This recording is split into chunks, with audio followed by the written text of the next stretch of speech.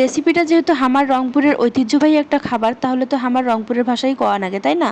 তো hello everyone, আসসালামু আলাইকুম। ক্যাঙ্কা আছেন সবাই? মুই তো ভালো আছু। তো মুই আজকে আপনাদের জন্য রংপুরের বিখ্যাত একটা রান্না, সেটা হচ্ছে শোলকা নিয়ে আসনু।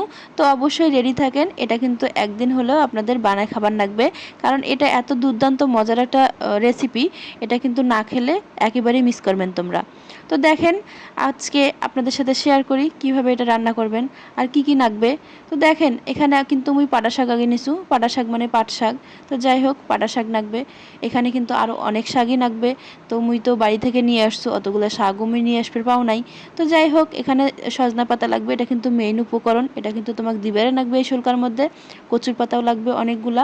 তো তোমরা যত বেশি শাক পাতা এখানে ব্যবহার করবে পারবেন, তত বেশি কিন্তু এই রেসিপিটা তোমাদের টেস্ট লাগবে। তো এখানে কিন্তু দুনিয়ার শাক পাতা ব্যবহার করা যায়। তো খুব ভালো করে কিন্তু দেখে নেন, এখানে পাড়ার পাতা দিয়ে সুন্দর করে কিন্তু এরকম করে মোড়ে মোড়ে নিছু। মোড়ে নিয়ে সুন্দর করে একটা কাট দিয়ে নিছু মাঝখানে।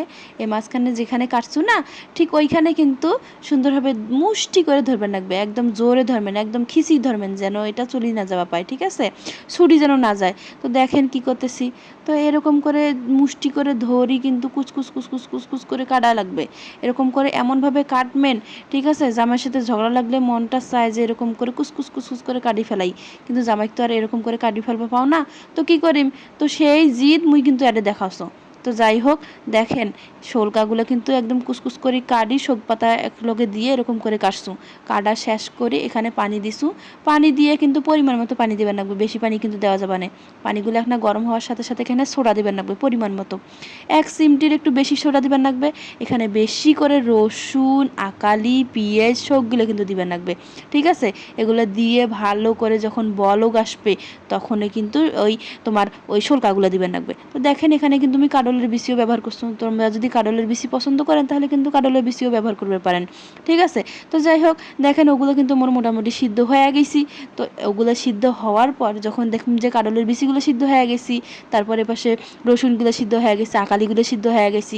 তো যাই হোক, ওগুলো সিদ্ধ হওয়ার পর সুন্দর করে কিন্তু যে শোলকাগুলো আমি কাটছো, ওগুলো কিন্তু একদম দিয়ে দিম। দেখেন সবগুলো কিন্তু ঢালি দিয়ে দিন।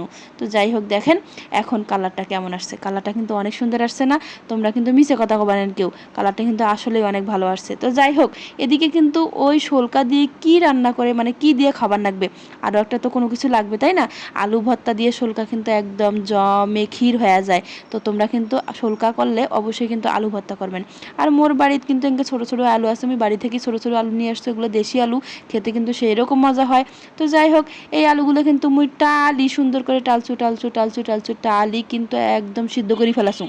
সিদ্ধ করে ফেলে একদম বাটনার মধ্যে সুন্দর করে বাড়ি ভর্তা করে ফেলাছু। দেখেন ভর্তাটা কেন কানা করছে কন তো? ভর্তাটা খাইতেও কিন্তু সেই টেস্ট হয়েছিল। এরকম করে ভর্তা কোনো দিন খাইছেন? না খাইলে কিন্তু অবশ্যই খায়া দেখবেন। তো যাই হোক, মোর শোলকার রেসিপি দেখেন, শোলকাটা কেমন লাগতেছে, কালারটা কিন্তু একদম জোস হয়েছে, দেখে কি লোভ লাগতেছে। তো ভাই বোন, লোভ লাগলে করার কিছু নাই, বাড়ির মধ্যে সুন্দর করে এভাবে রেসিপি দেখি দেখি বানে বানে খাইমেন। আর রেসিপির কথা যদি ভুলি যান, তাহলে শেয়ার করি থন টাইম লাইনত, পরে দেখি দেখি বানাইমেন। তো যাই হোক, ভিডিওটা কেমন লাগিল অবশ্যই কিন্তু কমেন্ট বক্সে জানিয়ে যাবেন। আর শোলকাটা রেসিপি যদি ভালো লাগে, অবশ্যই লাইক কমেন্ট শেয়ার করে পাশে থাকবেন। আর ফলো না দেখলে কিন্তু অবশ্যই ফলো দিবেন।